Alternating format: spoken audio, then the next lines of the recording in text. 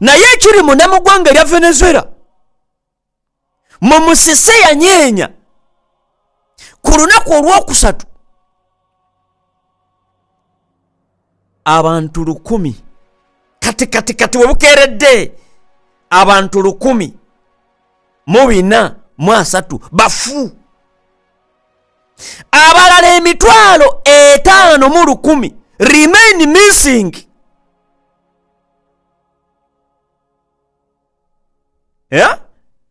Oba nkikuddiremu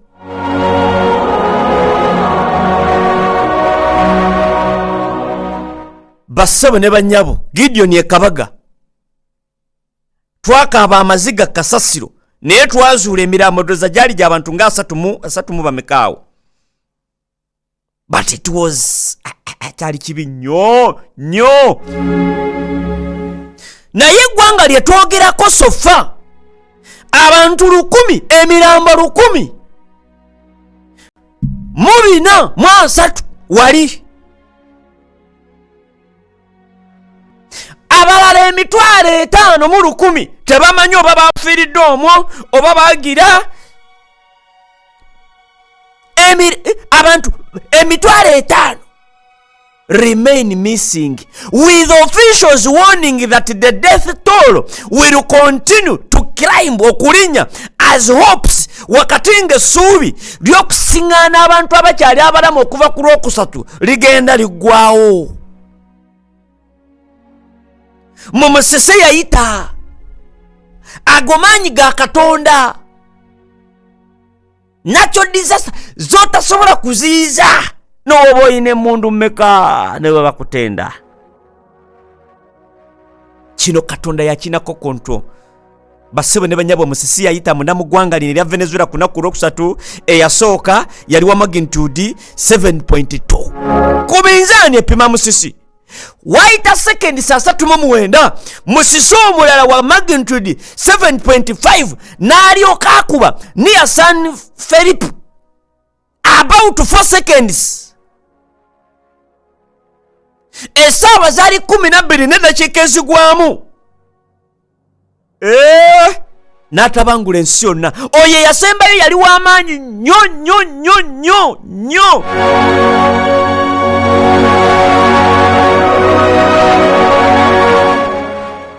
Era yasembayo yakuba obuwanvu kilometers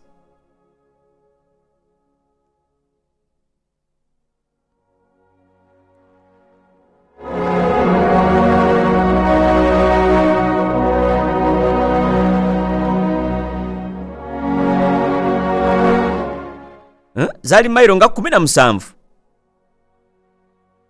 mu kibuga kye bayita Caracas. Eyasooka nkugambe yakuba San Felipe about kilometers 284 ze miles 176 miles west of Chibaita Caracas.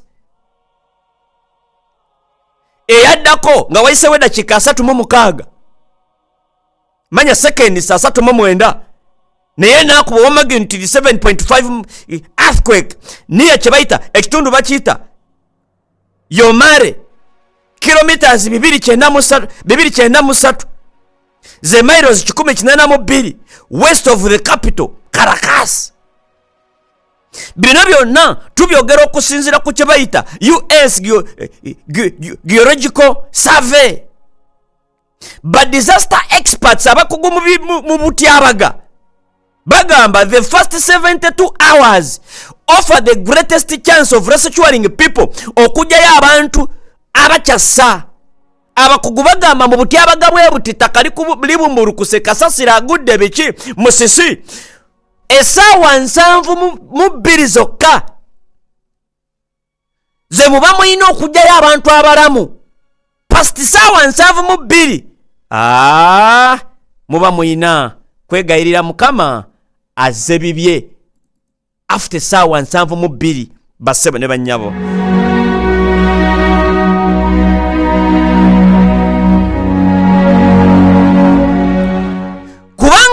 Essaawa 72 bagamba oli waaba ayina ka chance wabadde asiza watonotono kaba kaweddewo oli waaba ekisementi kyamutula ku kugulu aba afudde suffocation biki ebyo kubanga critical window ziba zigize ziba zikoze eki ziba tezikyaliwo. Era okusinziira ku United Nations Office abali mu coordinating kibata humanitarian affairs na biki bagamba infrastructures ezaali affected 1,223 kitalo nnyo kitalo ddala.